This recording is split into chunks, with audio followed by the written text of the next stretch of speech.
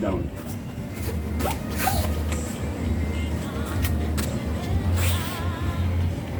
Bow.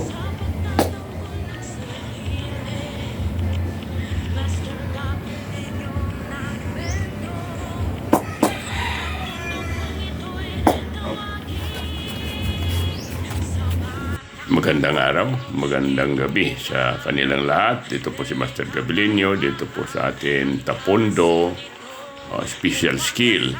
Ito po ang atin ngayon ay tinitraining natin dito. Ang atin student mula pa to sa Mindanao.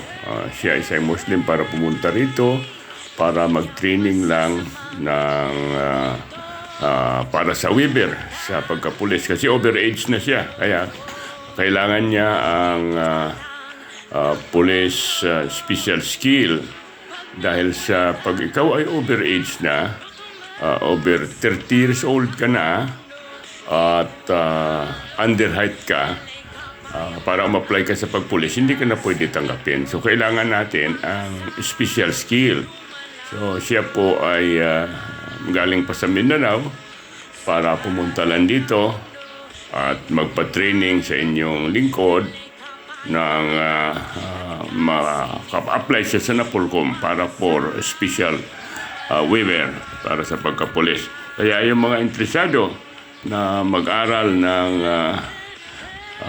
special skill sa martial arts, dito lang po kayo, pumunta kayo sa atin gym para turuan ko kayo at mabigyan ko kayo ng certificate for special skill.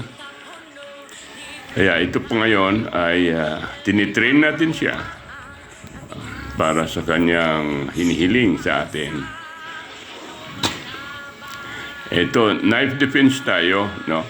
Kaya kailangan kasi ng isang pulis marunong mag-disarming. Kailangan kasi sa pulis, disarming, arresting, at saka handcuffing. Yan po ang tinuturo natin para sa training ng special skill. Yan po si Fad. Isang Muslim siya. At medyo mabilis na kumuha.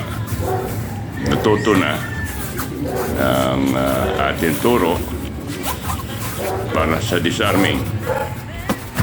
Kaya iniimbitahan ko kayo na pumunta lang kayo at dito lang ako at tuturuan ko kayo. Okay, bow.